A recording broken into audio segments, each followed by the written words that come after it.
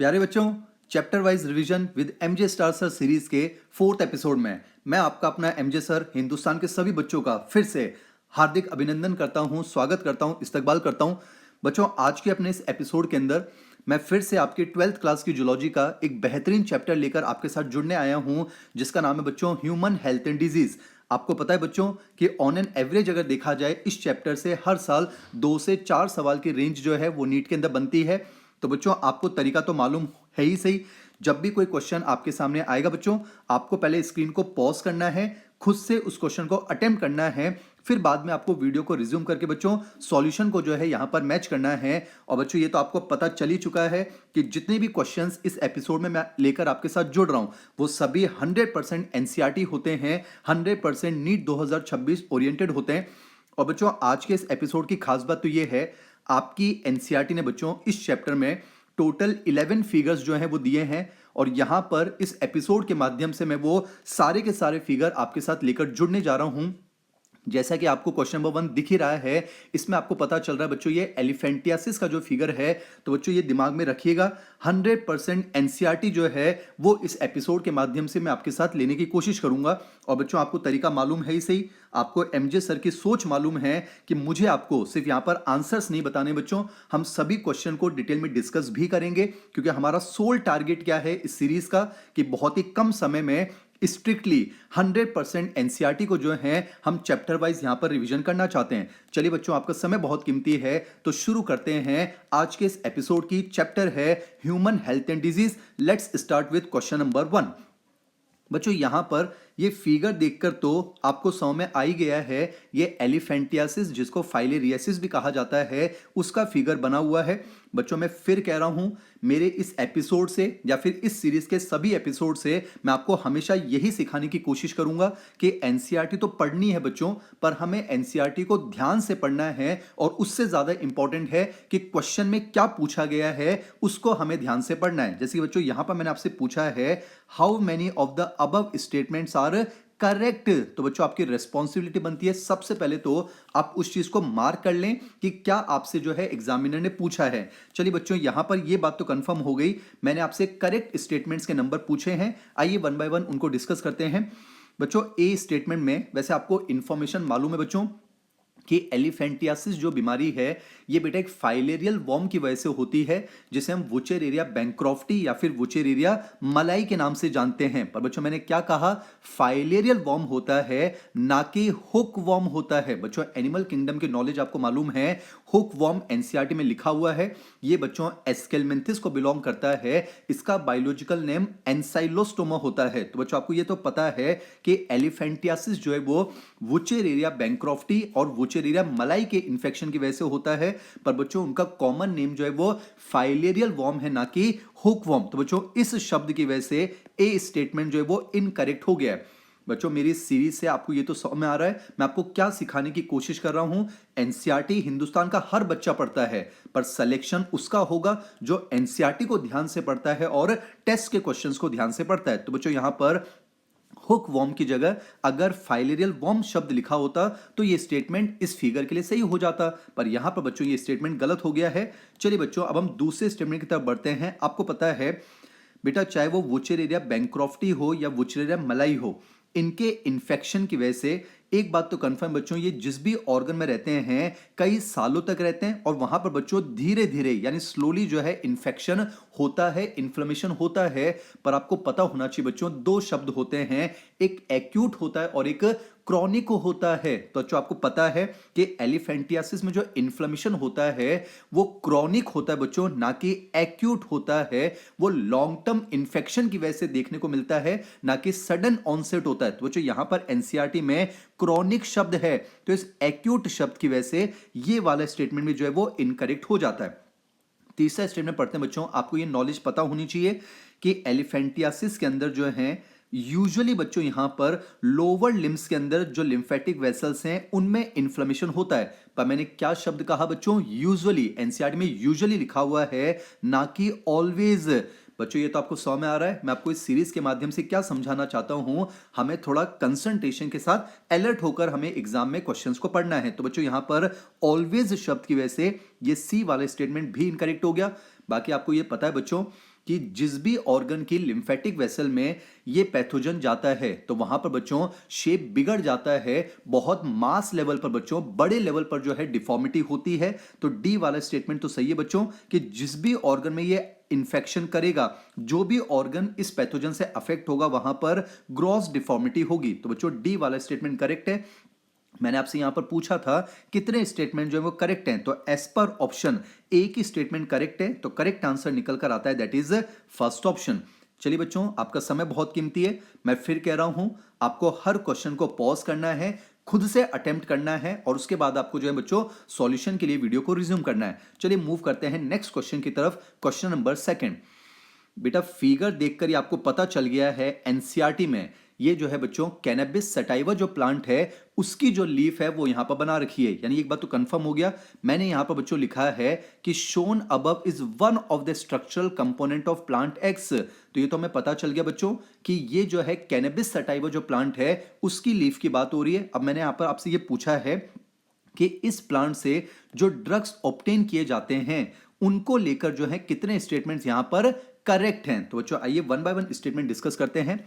बच्चों पहले स्टेटमेंट को आप पढ़िए, 100% एनसीईआरटी है। पहले तो बात तो आपको पता है ये कैनबिस प्लांट का लीफ दिखा रखा है और कैनबिस प्लांट से बच्चों हमें जो है कैनाबिनॉइड्स मिलते हैं और कैनाबिनॉइड्स में मैरीजुआना होता है, हशीश होता है, चरस होता है। बच्चों मैंने यहां पर कोकेन शब्द लिख दिया है जिसकी वजह से ये स्टेटमेंट गलत हो गया। आपको पता है बच्चों कोकेन जो है वो कैनाबिनॉइड नहीं होता है। बेटा कोकेन तो जो है वो एक स्टिमुलेंट होता है, तो बेटा इस कोकेन शब्द की वजह से जो है ए वाला स्टेटमेंट कैनबिस सटाइवा प्लांट के लिए गलत हो गया। बाकी बच्चों बी वाला स्टेटमेंट बिल्कुल सही है कि कैनाबिनॉइड्स को जो है जनरली इनहेलेशन या फिर ओरल इंजेक्शन से जो है कंज्यूम किया जाता है। बच्चों सी वाला स्टेटमेंट भी एनसीईआरटी का है।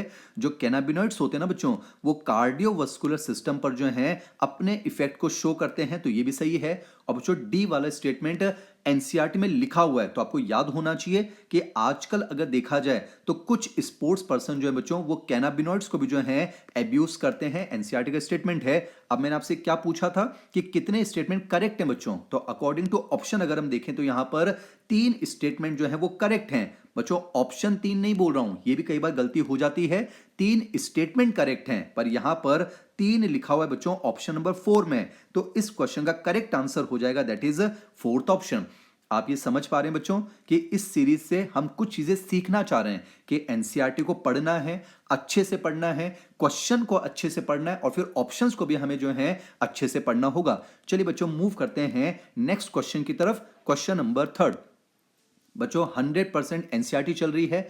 आपको पता है बच्चों एनसीईआरटी में जो फिगर दिया हुआ है ये एक कैनाबिनॉइड मॉलिक्यूल का दिया हुआ है, तो एक बात तो कंफर्म हो गई बच्चों कि ये कैनाबिनॉइड का जो है केमिकल स्ट्रक्चर है। तो हमें यहां पर बस बच्चों इनमें से हमें जो कैनाबिनॉइड्स हैं बस उनको हमें यहां पर काउंट करना है। और आपको पता है बच्चों कैनाबिनॉइड्स कौन कौन से हैं, एक मैरीजुआना है, एक चरस है और एक गांजा है, एनसीईआरटी में लिखे हुए हैं। बाकी बच्चों बाकी जो ड्रग्स हैं वो कैनाबिनॉइड्स नहीं है, तो यहां पर यानी मैं कह सकता हूं कि यही वो 3 ड्रग्स हैं मैरीजुआना, चरस और गांजा जिनके अंदर हमें ये केमिकल मॉलिक्यूल देखने को मिलेगा, ये केमिकल स्ट्रक्चर देखने को मिलेगा। तो बच्चों as per option correct answer निकल कर आता है that is first option.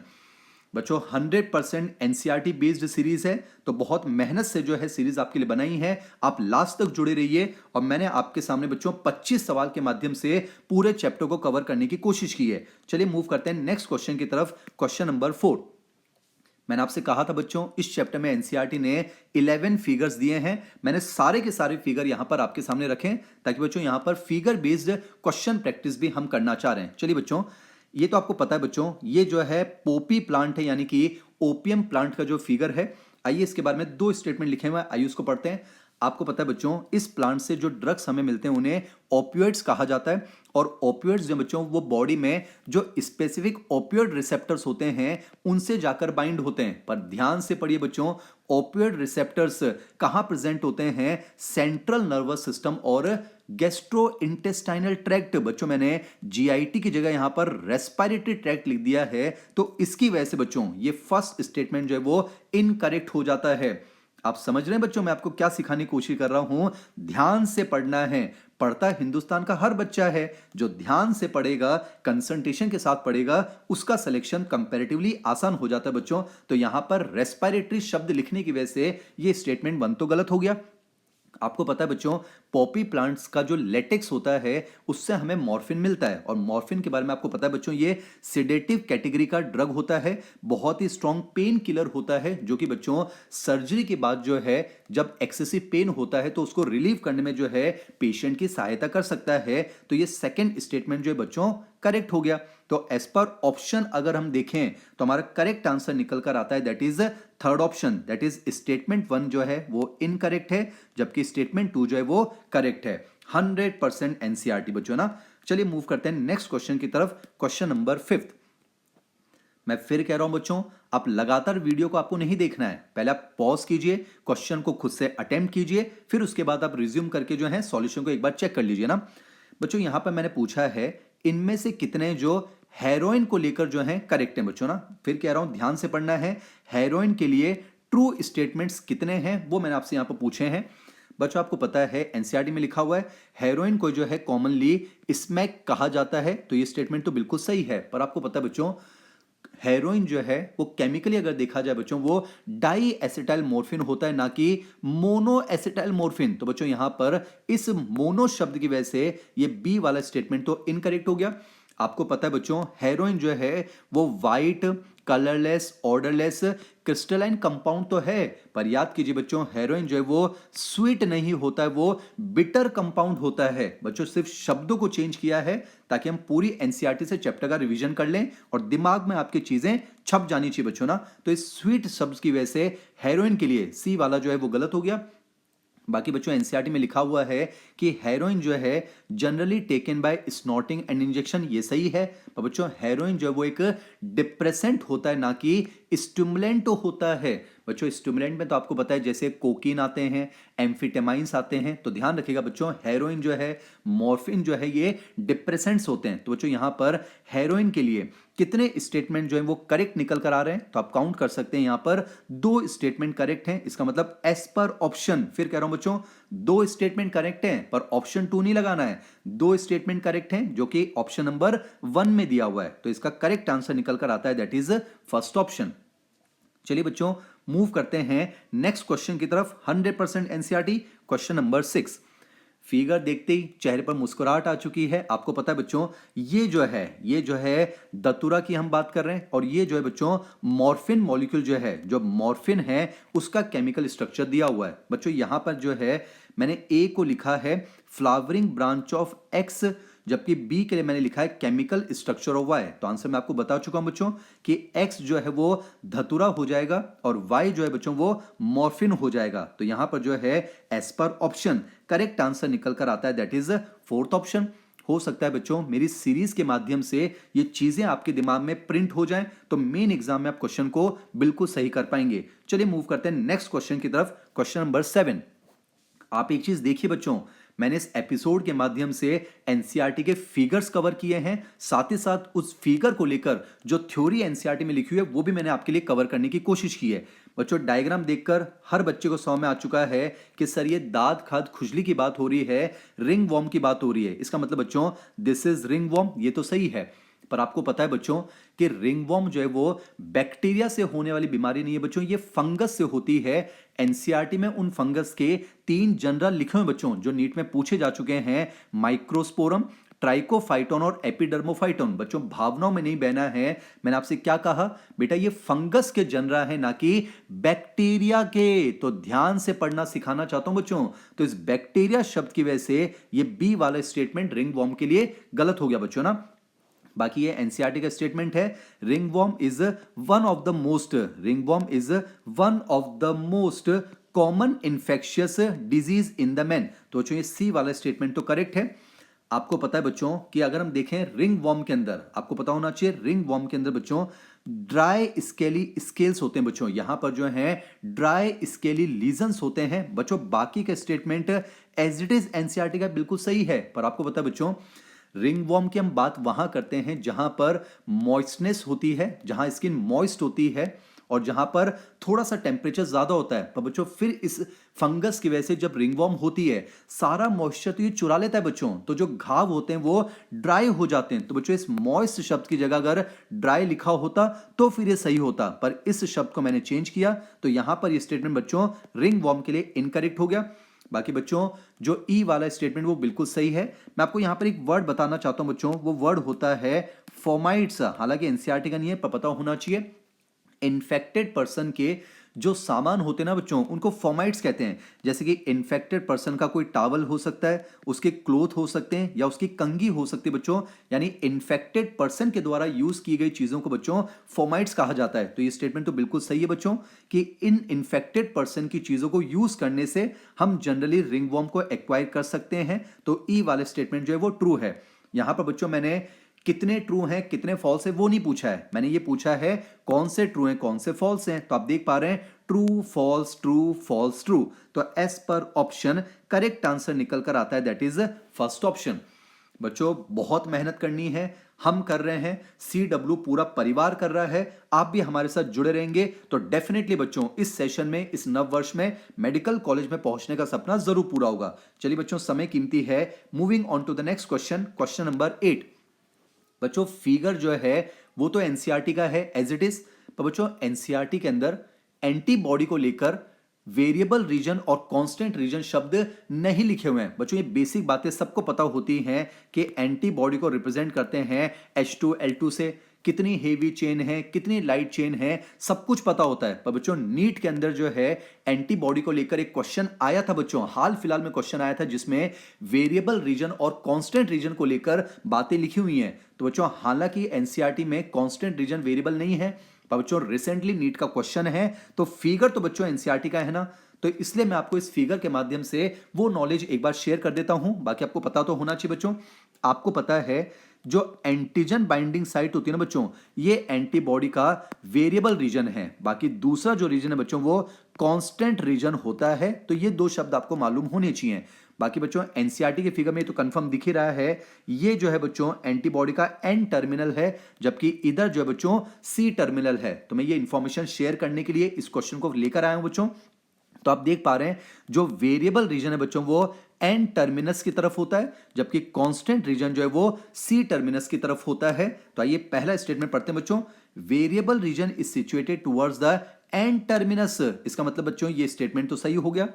Constant region is situated towards the C terminus, इसका मतलब बच्चों ये स्टेटमेंट भी करेक्ट हो गया। और आप देख पा रहे हैं बच्चों जो एंटीजन बाइंडिंग साइट है वो वेरिएबल रीजन है बच्चों, यानी कि antigen binding site is the variable region of antibody. तो बच्चों ये क्वेश्चन मैंने आपको इंफॉर्मेशन शेयर करने के पॉइंट ऑफ व्यू से बनाया है। तो यहां पर हम देख पा रहे हैं बच्चों more than one options are correct. बच्चों यहां पर फर्स्ट भी सही है, सेकंड भी सही है, थर्ड भी सही है, यानी बच्चों एक से ज्यादा ऑप्शंस यहां पर करेक्ट हैं। तो इस क्वेश्चन का करेक्ट आंसर निकल कर आता है, दैट इज फोर्थ ऑप्शन। बच्चों मैं ये सीरीज लेकर सिर्फ क्वेश्चन के आंसर बताने के लिए नहीं आया हूं, बहुत ही कम समय में पूरा चैप्टर रिवाइज हो जाए इस सोच के साथ मैं आपके साथ जुड़ रहा हूं बच्चों ना। चलिए मूव करते हैं नेक्स्ट क्वेश्चन की तरफ, क्वेश्चन नंबर 9। डायग्राम देखकर हर बच्चे को 100 में आ गया कि ये प्लाज्मोडियम की जो है लाइफ साइकिल दे रखी है। आपको पता है बच्चों प्लाज्मोडियम जो है वो डाइजेनेटिक पैरासाइट है, मतलब दो अलग अलग होस्ट में वो अपनी लाइफ साइकिल पूरी करता है। आपको पता है बच्चों ह्यूमन के अंदर, आपको पता होना चाहिए ह्यूमन के अंदर वो अपनी एसेक्सुअल स्टेज पूरी करता है, जबकि मॉस्किटो के अंदर बच्चों वो अपनी सेक्सुअल स्टेज पूरी करता है। आपको इंफॉर्मेशन पता है बच्चों कि यहां पर हम प्लाज्मोडियम की दो अलग अलग स्टेज की बात करेंगे। आपको पता है ह्यूमन के लिए स्पोरोजॉइड जो है वो इन्फेक्टिव स्टेज होती है, जबकि प्लाज्मोडियम के लिए गैमेटोसाइट जो है वो इन्फेक्टिव स्टेज होती है। पहले तो बच्चों मैं आपको बता दूं यहां ऑप्शन में मैंने दो शब्द लिखे हैं, जैसे कि एक ट्रोफोजॉइट लिखा है और एक मीरोजॉइट लिखा है। बच्चों मैं आपको बता दूं ये दोनों भी प्लाज्मोडियम की लाइफ साइकिल में स्टेजेस के नाम है बच्चों, पर एनसीईआरटी में इनका जिक्र नहीं है। तो हम सिर्फ और सिर्फ स्ट्रिक्टली एनसीईआरटी को लेकर जो है चलना चाह रहे हैं। तो आपको पता है बच्चों ह्यूमन के केस में जो इन्फेक्टिव स्टेज है वो स्पोरोजॉइट है बच्चों, जबकि मॉस्किटो के लिए जो है गैमेटोसाइट जो है वो इन्फेक्टिव स्टेज होती है। पर ध्यान रखिएगा गैमेटोसाइट कहां बन जाते हैं बच्चों, वो ह्यूमन के अंदर बन जाते हैं, लेकिन देखिए वो गैमेटोसाइट फिर मॉस्किटो के अंदर जा रहे हैं, इसका मतलब बी जो है बच्चों वो गैमेटोसाइट है। बच्चों जो स्पोरोजोइट होते हैं वो बन जाते हैं मॉस्किटो के अंदर, फिर वही स्पोरोजोइट जो हैं उस फीमेल एनोफिलिस मॉस्किटो की बाइट से मेल के अंदर जो है ट्रांसफर किए जाते हैं। तो बच्चों एक बात तो कंफर्म है, ए जो है वो स्पोरोजोइट है और बी जो है बच्चों वो गैमेटोसाइट है। पर मुझे आपको बच्चों चीजें सिखानी है। आप देखिए ये तो 100 में आ गया, पर मैंने क्वेश्चन में क्या पूछा है, identify B and A respectively. बच्चों जल्दबाजी नहीं करनी है, सीरीज से मैं आपको बहुत सारी बातें सिखाने की कोशिश कर रहा हूं। तो बच्चों ए स्पोरोजोइट है, कंफर्म हो गया, बी गैमेटोसाइट है। पर बच्चों मैंने ए और बी रेस्पेक्टिवली थोड़ा ना पूछा है, मैंने तो बी और ए रेस्पेक्टिवली पूछा है। तो बच्चों यहां पर देखिए, तभी मेरी चालाकी में मत फंस जाइएगा, इसलिए मैंने पहला ऑप्शन बनाया है ए और बी रेस्पेक्टिवली के हिसाब से। पर यहां पर बच्चों आंसर चला जाएगा, that is third option, B and A respectively.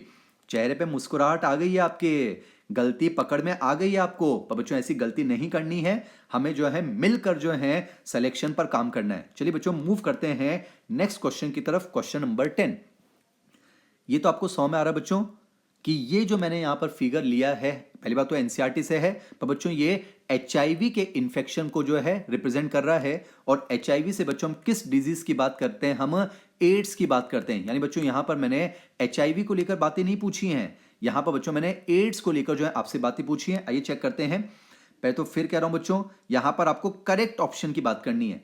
बच्चों आपको पता है एड्स का जो पहला केस था वो 1981 में रिपोर्ट किया गया था, ना कि 1881 में। बच्चों एनसीईआरटी की बातें चल रही हैं, 1981 में रिपोर्ट किया था, 1881 में नहीं बच्चों। इसका मतलब एड्स के लिए ये वाला स्टेटमेंट गलत हो गया। बाकी बच्चों आपको पता है एचआईवी का जब इन्फेक्शन होता है तो उसके इन्फेक्शन होते ही बच्चों तुरंत जो है सिम्टम नहीं आते हैं, सिम्टम आने में समय लग जाता है बच्चों। यानी कि हमेशा जो है टाइम लेग होता है उसके इन्फेक्शन से लेकर सिम्टम के अपियर होने में। और एनसीईआरटी में लिखा हो बच्चों, ये जो टाइम पीरियड है ये कुछ महीनों से लेकर कई साल हो सकता है। यूजुअली हम जो है 5 to 10 ईयर्स कहते हैं। यानी बच्चों सेकंड वाला स्टेटमेंट सही है। आपको पता है बच्चों एचआईवी उन्हीं सेल में इंफेक्शन करता है जिन पर हम CD4 रिसेप्टर की बात करते हैं। तो आपको पता है एक तो टी हेल्पर है और एक बच्चों मैक्रोफेज है। पर आपको पता है एचआईवी फैक्ट्री के तौर पर बच्चों मैक्रोफेज काम करते हैं, ना कि टी हेल्पर। तो यहां पर मैंने क्या लिखा है, T lymphocyte acts like HIV factory, तो ये गलत हो गया। बच्चों मैं आपको ये सिखाना चाह रहा हूं कि अगर ऑप्शन में ऐसा लिखा मिल जाए more than one options are correct, तो जरूरी थोड़ा ना बच्चों कि ऐसा ऑप्शन करेक्ट हो जाए। तो यहां पर जो है करेक्ट आंसर निकल कर आता है, दैट इज सेकंड ऑप्शन। तो इसका आंसर बच्चों सेकंड ऑप्शन हो जाएगा। चलिए बच्चों डायग्राम वाले जो हैं फिगर वाले लास्ट क्वेश्चन को आपके सामने रखता हूं, क्वेश्चन नंबर 11। पहले तो बच्चों एनसीईआरटी का फिगर है, लेबलिंग आपको मालूम है। ये जो है बच्चों लिम्फ नोड्स दिखा रखे हैं एनसीईआरटी ने, ये जो है लिम्फेटिक वेसल्स दिखा रखी हैं। और ये जो है बच्चों ए ध्यान रखिएगा, ये जो है थाइमस है बच्चों, ये थाइमस है। और थाइमस की पोजीशन भी आपको याद होनी चाहिए। ये बेटा हमारी जो ब्रेस्ट बोन होती है उसके तो पीछे की तरफ है और हार्ट और एओर्टा के वेंट्रल साइड यानी आगे की तरफ है। यानी बच्चों ए जो है वो थाइमस है। अब मैंने पूछा है थाइमस को लेकर आपको करेक्ट ऑप्शन यहां पर देखना है। बच्चों नॉलेज शेयर करना चाहता हूं, पूरी एनसीईआरटी को रिवाइज करने की कोशिश कर रहे हैं, लास्ट तक मेरे साथ जुड़े रहिएगा। कहने को 25 सवाल है पर बहुत ही कम समय में पूरा चैप्टर आप भी मेरे साथ साथ रिवाइज कर सकते हैं। बच्चों आपने बच्चों एक नाम सुना होगा माल्ट, आपको पता है बच्चों, वैसे इसको लेकर भी मैंने आगे क्वेश्चन फ्रेम किया है, फुल फॉर्म मन में दोहरा लीजिए, म्यूकोसा एसोसिएटेड लिम्फोइड टिश्यू। और ये जो माल्ट होता है बच्चों ये ह्यूमन बॉडी का 50% लिम्फोइड टिश्यू बनाता है, ना कि थाइमस। मैंने यहां क्या लिखा है, it constitute about 50% of the lymphoid tissue. बच्चों ये स्टेटमेंट माल्ट के लिए सही है, ना कि थाइमस के लिए। तो थाइमस के लिए तो बच्चों ये गलत हो गया। फिर आपको पता है बच्चों जो स्प्लीन होती है बच्चों, जो स्प्लीन होती है it is the large reservoir of erythrocyte. और बच्चों स्प्लीन जो है वो ब्लड बैंक की तरह काम करता है। आपको पता है बच्चों स्प्लीन जो है वो ग्रेवयार्ड ऑफ आरबीसी भी है और blood bank of the body भी है। तो बच्चों ये वाला स्टेटमेंट स्प्लीन के लिए सही होता, तो थाइमस के लिए तो बच्चों गलत हो गया। फिर बच्चों आपको पता है कि थाइमस और bone marrow primary lymphoid organs हैं। बेटा सेकेंडरी लिम्फोइड ऑर्गन्स वो होते हैं जहां पर बच्चों आपको पता है एंटीजेंस और लिम्फोसाइट्स का इंटरेक्शन होता है, फिर उनका प्रोलिफरेशन होता है। बच्चों यहां पर देखिए antigens trapped in the lymph nodes.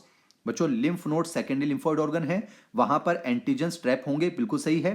Responsible for the activation of lymphocytes present here नहीं बच्चों, आपको पता है कि ये जो स्टेटमेंट है ये सेकेंडरी लिम्फोइड ऑर्गन के लिए है, ना कि प्राइमरी के लिए। और बेटा यहां पर ए तो थाइमस है, वो तो प्राइमरी लिम्फोइड ऑर्गन है, इसका मतलब बच्चों ए के लिए, थाइमस के लिए ये स्टेटमेंट भी इनकरेक्ट हो जाएगा। तो यहां पर बच्चों ए के रिस्पेक्ट में अगर देखा जाए तो नन ऑफ दिस जो है वो हमारा करेक्ट आंसर चला जाएगा।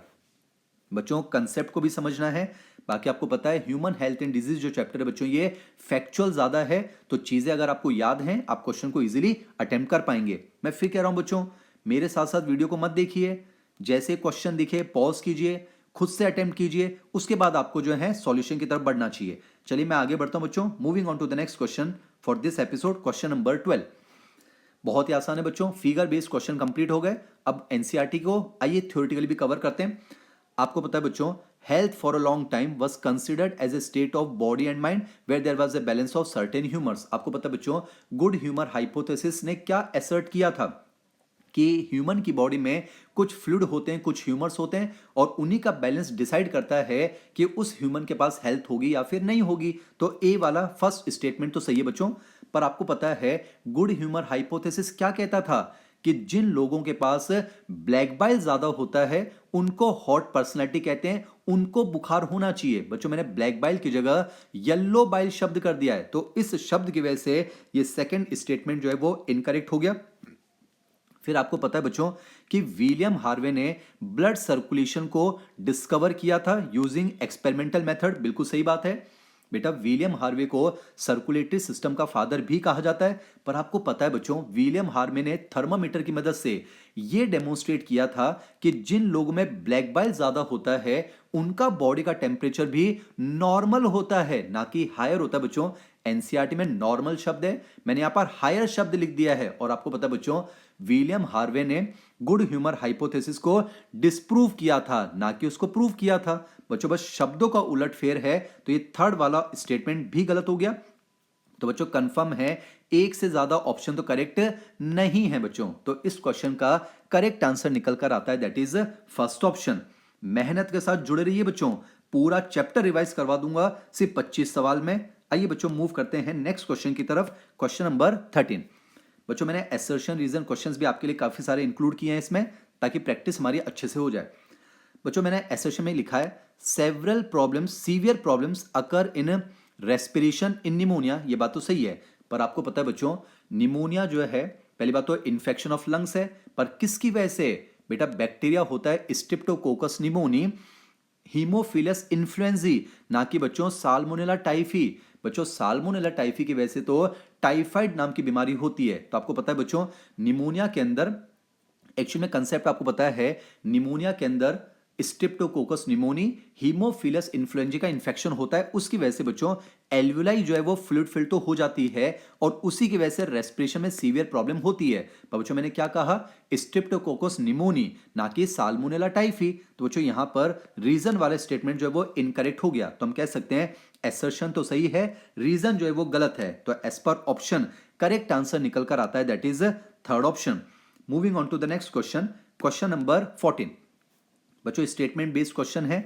आपको पता है बच्चों साल्मोनेला टाइफी जो है वो बच्चों कंटामिनेटेड फूड एंड वाटर के थ्रू जो है बॉडी के अंदर घुसता है, और ये दूसरे ऑर्गन्स में ब्लड के थ्रू माइग्रेट होता है। बिल्कुल सही है, पर आपको पता है बच्चों साल्मोनेला टाइफी जो है जनरली बच्चों स्मॉल इंटेस्टाइन को जो है इन्फेक्ट करता है, ना कि लार्ज इंटेस्टाइन। बच्चों लार्ज इंटेस्टाइन के लिए आप याद रखेंगे Entamoeba histolytica.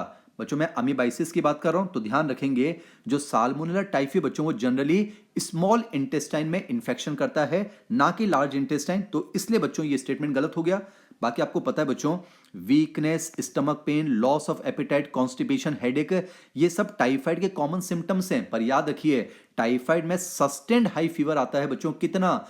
39 degree to 40 degree centigrade. बेटा 39 टू 40 डिग्री सेंटीग्रेड होता है, ना कि 29 टू 30। तो देखिए इतना सा चेंज करने की वजह से ये स्टेटमेंट भी गलत हो गया बच्चों। तो हम कह सकते हैं both the statements are incorrect. तो एज पर ऑप्शन अगर हम देखें बच्चों तो करेक्ट आंसर निकल कर आता है, दैट इज फर्स्ट ऑप्शन। चलिए बच्चों मूव करते हैं नेक्स्ट क्वेश्चन की तरफ, क्वेश्चन नंबर 15। बच्चों ये तो सबसे आसान सवाल है, ये बस इसलिए रखा है ताकि हम रिवीजन कर लें बच्चों कि किस पैथोजन की वजह से कौन सी बीमारी होती है। तो आंसर तो नहीं बताना चाहता हूं, बस जल्दी से एक बार मैच कर लेते हैं। साल्मोनेला टाइफी, कन्फर्म टाइफाइड की बात कर रहे हैं, ट्राइकोफाइटोन, मैंने आपको बताया बच्चों वो 3 जनरा याद रखने हैं, ट्राइकोफाइटोन हम रिंगवॉर्म की बात कर रहे हैं, वुचेरेरिया बैंक्रॉफ्टी, वुचेरेरिया मलाई, याद कीजिए हम एलिफेंटियासिस की बात कर रहे हैं, फाइलेरियासिस, हीमोफिलियस इन्फ्लुएंजी, स्ट्रिप्टोकोकस निमोनी, हम निमोनिया की बात कर रहे हैं, प्लाज्मोडियम से तो मलेरिया होता है, एचआईवी से एड्स होता है, और एंटमीबा हिस्टोलिटिका से हम बात कर रहे हैं बच्चों अमीबाइसिस की। तो यहां पर पूरे के पूरे मैंने मैच कर दिए हैं। आप एज पर ऑप्शन चेक करेंगे बच्चों तो करेक्ट आंसर निकल कर आएगा, दैट इज सेकंड ऑप्शन। बच्चों मैं नॉन स्टॉप बोलता जा रहा हूं, फास्ट बोलता जा रहा हूं, बिना पॉज के रिकॉर्डिंग चल रही है क्योंकि कम समय में हमें चैप्टर का रिवीजन भी करना है। तो बच्चों आप फिर कह रहा हूं आपसे, आप पहले पॉज करके क्वेश्चन को खुद से अटेम्प्ट करेंगे ना। चलिए मूव करते हैं नेक्स्ट क्वेश्चन की तरफ, क्वेश्चन नंबर 16। बच्चों आपको पता है हम इन्नेट इम्यूनिटी की अगर बात करें तो उसके अंदर बच्चों 4 बैरियर्स आते हैं, याद कीजिए, फिजिकल बैरियर है, फिजियोलॉजिकल बैरियर है, सेलुलर बैरियर है और साइटोकाइन बैरियर है। आपको पता है बच्चों फिजिकल बैरियर में स्किन की बात कर लेते हैं, स्किन की बात करते हैं, म्यूकोसा की बात करते हैं। फिजियोलॉजिकल के अंदर बच्चों हम स्टमक के अंदर एसिडिक पीएच की बात करते हैं, आंखों से टीयर्स की बात करते हैं। सेलुलर के अंदर आपको पता है हम न्यूट्रोफिल्स की बात कर सकते हैं बच्चों, मोनोसाइट्स की बात कर सकते हैं, नेचुरल किलर सेल, और साइटोकाइन में बच्चों हम अकॉर्डिंग टू एनसीईआरटी इंटरफेरॉन की बात करेंगे। अब नॉलेज तो पता चल गई। अब यहां पर बच्चों आपको जो है फिजियोलॉजिकल बैरियर पढ़ते ही, जैसे आपको पता है बच्चों acid in the stomach physiological barrier, ये जो पॉलीमॉर्फो न्यूक्लियर न्यूट्रोफिल्स हैं बच्चों, ल्यूकोसाइट्स हैं, ये cellular barrier, skin physical barrier, tears from eyes physiological barrier, natural killer cell cellular barrier, और इंटरफेरॉन जो है वो साइटोकाइन बैरियर। तो ये तो पता चल गया कि यहां पर बच्चों acid in the stomach physiological barrier है and tears from the eyes ये फिजियोलॉजिकल बैरियर है। तो बच्चों क्वेश्चन में फिजियोलॉजिकल बैरियर देखते ही ये मत सोचिएगा कि सर 2 हैं। मैंने क्या पूछा है, how many of the above are not component. तो आपको ध्यान से पढ़ना है बच्चों, यानी इनमें से कितने हैं जो फिजियोलॉजिकल बैरियर के कंपोनेंट नहीं हैं। तो यहां पर बच्चों कितने हैं जो फिजियोलॉजिकल बैरियर के कंपोनेंट नहीं हैं, तो उन 2 को छोड़कर, यानी बच्चों हम यहां पर कितनों की बात करना चाहते हैं, एक जो है न्यूट्रोफिल्स हो गए, एक स्किन हो जाएगा, एक नेचुरल किलर सेल और एक इंटरफेरॉन, यानी बच्चों 4 ऐसे हैं जो फिजियोलॉजिकल बैरियर के कंपोनेंट नहीं हैं। तो आपको ध्यान से पढ़ना है बच्चों। तो इस क्वेश्चन का करेक्ट आंसर निकल कर आता है, दैट इज फोर्थ ऑप्शन। चलिए मूव करते हैं नेक्स्ट क्वेश्चन की तरफ, क्वेश्चन नंबर 17। आप समझ पा रहे हैं ना बच्चों इस सीरीज से हमें क्या सीखने की कोशिश करनी है, तो वही चीज हमें ध्यान से सीखनी है। चलिए बच्चों असर्शन रीजन की बात करते हैं, दोनों एनसीईआरटी के स्टेटमेंट है। बेटा मदर का जो मिल्क होता है वो नवजात शिशु के लिए बहुत ही एसेंशियल माना जाता है, ये बिल्कुल सही है। और क्यों माना जाता है आपको पता है बच्चों, शुरुआती दौर में जो मिल्क निकलता है, इनिशियल डेज ऑफ लैक्टेशन में जो मिल्क निकलता है बच्चों, पहली बात तो उसे कोलोस्ट्रम कहा जाता है, बिल्कुल येलोइश फ्लूइड होता है। और बच्चों उसके अंदर जो है हम आईजीए एंटीबॉडीज की अबंडेंस प्रेजेंस की बात करते हैं। तो बच्चों आईजीए एंटीबॉडी, वैसे मदर मिल्क से नवजात शिशु को और भी चीजें मिलती हैं, पर आईजीए एंटीबॉडी के एबेंडेंस में प्रेजेंस की वजह से उसको जो है नवजात शिशु के लिए एसेंशियल माना जाता है। तो यहां पर बच्चों असर्शन भी सही है, रीजन भी सही है, और रीजन असर्शन का करेक्ट एक्सप्लेनेशन है बच्चों ना। तो यहां पर करेक्ट आंसर हो जाएगा, that is first option. Moving on to the next question, question number 18। बच्चों एलर्जी को लेकर जो है यहां पर आपको स्टेटमेंट्स पढ़ने हैं। अब आपको पता है बच्चों एलर्जी में क्या होता है, बेटा ये बात का बतंगड़ होता है, यानी कि एग्जेजरेटेड रिस्पॉन्स होता है towards certain antigens present in the environment. पर मैंने क्या कहा बच्चों, एलर्जी जो है वो एग्जेजरेटेड रिस्पॉन्स तो है, पर किसका बच्चों, इम्यून सिस्टम का, ना कि नर्वस सिस्टम का। तो बहुत चालाकी से बच्चों मैंने इम्यून सिस्टम की जगह नर्वस सिस्टम वर्ड लिख दिया, उसकी वजह से बच्चों एलर्जी को लेकर यह स्टेटमेंट गलत हो गया। आपको पता है बच्चों जो म्यूटेशन कॉज करते हैं उन्हें म्यूटाजन कहते हैं, जो कैंसर कॉज करते हैं उन्हें कार्सिनोजन कहते हैं, जो एलर्जी कॉज करते हैं बच्चों उन्हें तो एलर्जन कहते हैं। तो बच्चों एलर्जी प्रोड्यूस करने वाले सब्सटेंस को हम कार्सिनोजन नहीं कहते हैं। तो बच्चों एलर्जी के लिए बी वाले स्टेटमेंट गलत हो गया। आपको पता है बच्चों एलर्जी किसकी वजह से प्रोड्यूस होती है, हिस्टामिन और सेरोटोनिन की वजह से। बच्चों यहां पर एंटी हिस्टामिन, एड्रेनलिन और स्टेरॉइड, इनकी वजह से बच्चों एलर्जी होती नहीं है। ये तो वो चीजें हैं जो एलर्जी के सिम्टम्स को रिड्यूस करने में हमारी हेल्प करते हैं बच्चों। तो इसलिए जो है सी वाला स्टेटमेंट गलत हो गया। आपको पता है बच्चों एलर्जी के अंदर स्नीजिंग होती है, छींक आती है, वाटरी आइज आंखों से पानी आएगा, रनिंग नोज, नाक बहती है, पर बच्चों सांस लेने में आसानी थोड़ी ना होती है बच्चों।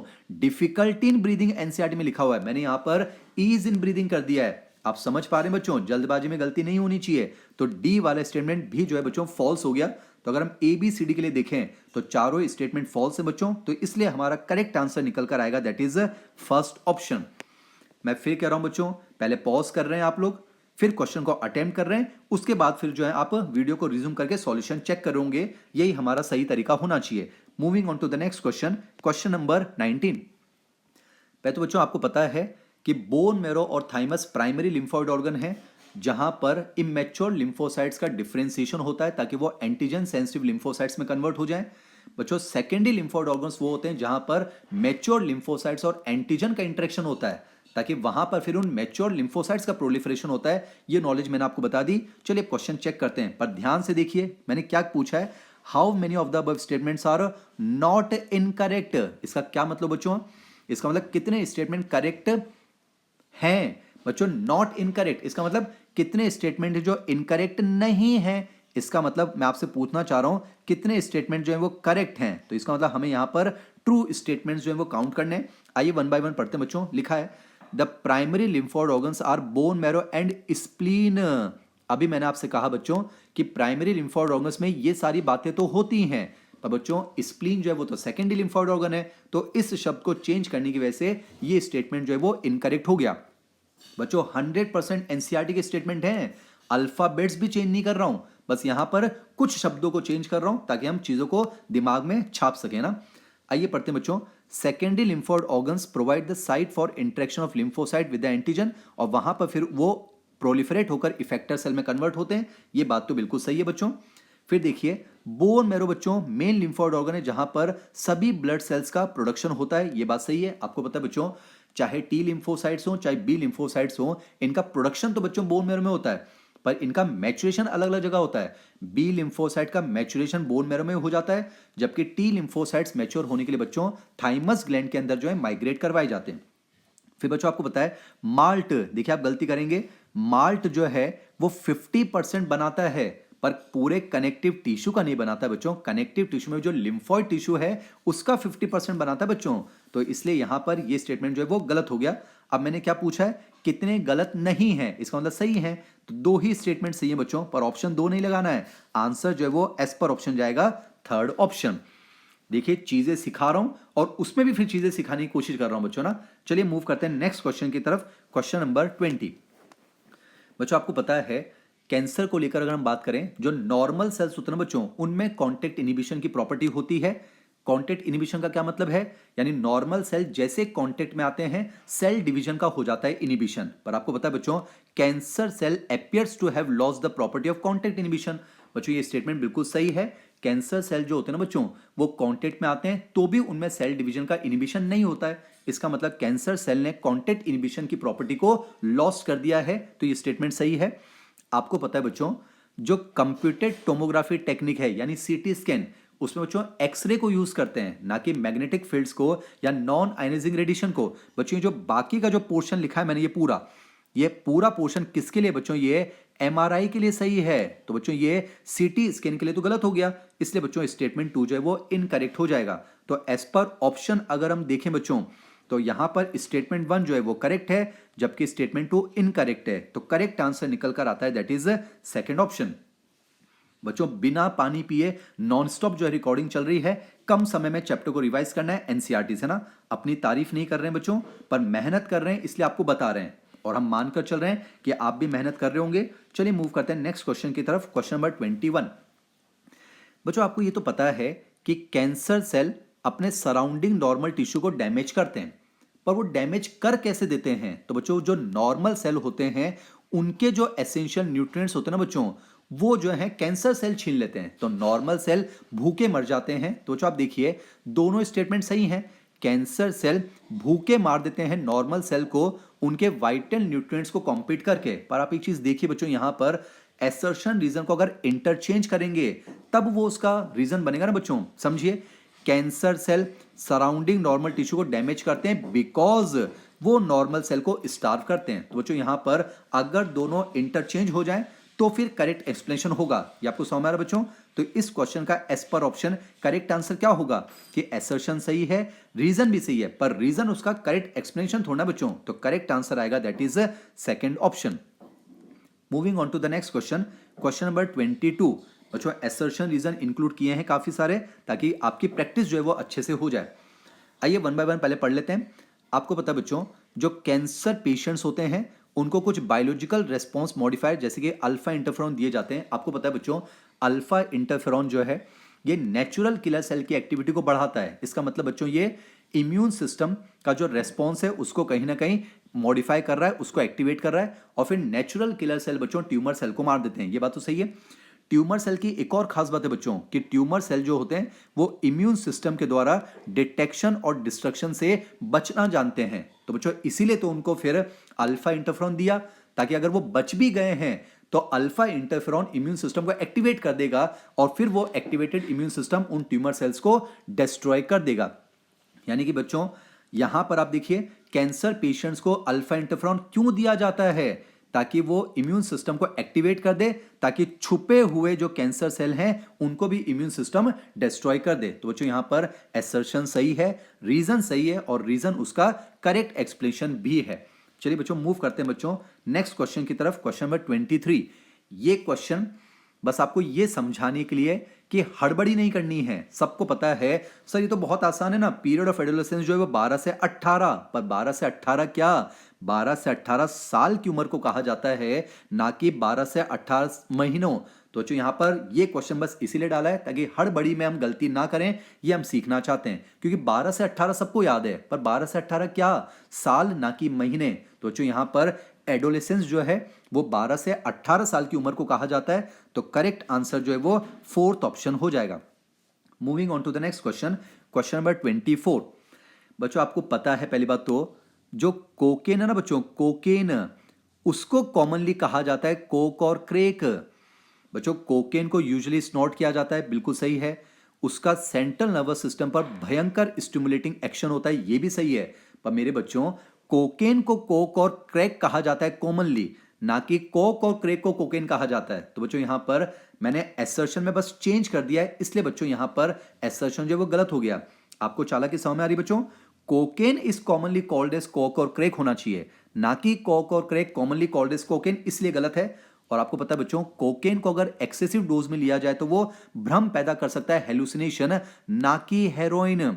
बेटा हेरोइन जो है वो हेलुसिनेशन कॉज नहीं करेगा, तो इसकी वजह से ये रीजन वाला स्टेटमेंट भी गलत हो गया। यानी मैं कह सकता हूं बच्चों, both assertion and reason are incorrect. तो as per option correct answer निकल कर आता है, दैट इज थर्ड ऑप्शन। चलिए बच्चों इस एपिसोड के लास्ट ऑप्शन की तरफ चलते हैं। बच्चों आपको पता है पहली बात तो, लास्ट क्वेश्चन की हम बात कर रहे हैं। आपको पता है एडोलेसेंट जो स्टेज होती है उसमें जो है ड्रग एंड एल्कोहल एब्यूज की तरफ चले जाना बहुत ही आसान होता है। एनसीईआरटी में लिखा हुआ है ये जो एज है बच्चों ये वल्नरेबल फेज होती है।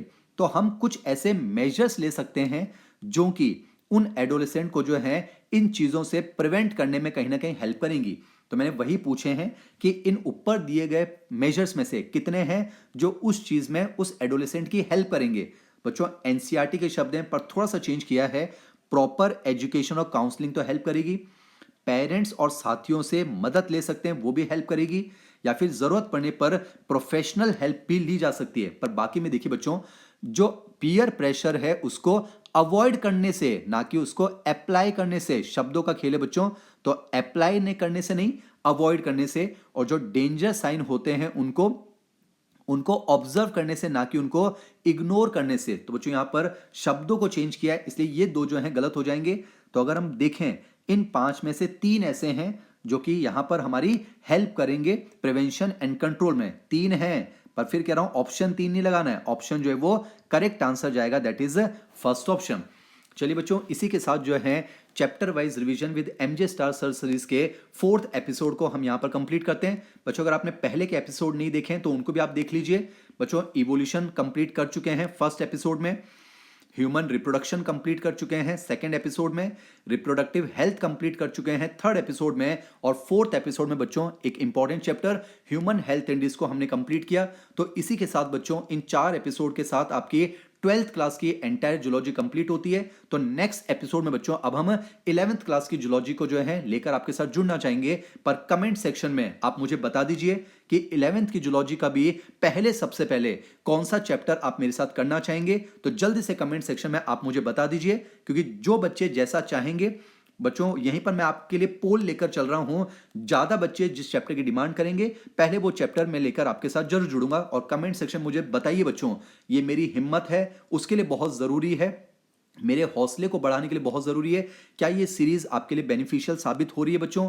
क्या आप इस सीरीज के माध्यम से एनसीईआरटी को रिवाइज कर पा रहे हैं? ये भी आप मुझे जरूर बताएंगे। चलिए बच्चों, यहां पर जो है इस 4th एपिसोड को हम कंप्लीट करते हैं। मैं आपसे अलविदा लेता हूं, बहुत जल्द मिलूंगा आपसे नेक्स्ट एपिसोड को लेकर। तो खूब मेहनत कीजिए बच्चों, पूरा CW परिवार आपके साथ जुड़ा हुआ है, आप मेहनत कर रहे होंगे। जय हिंद बच्चों।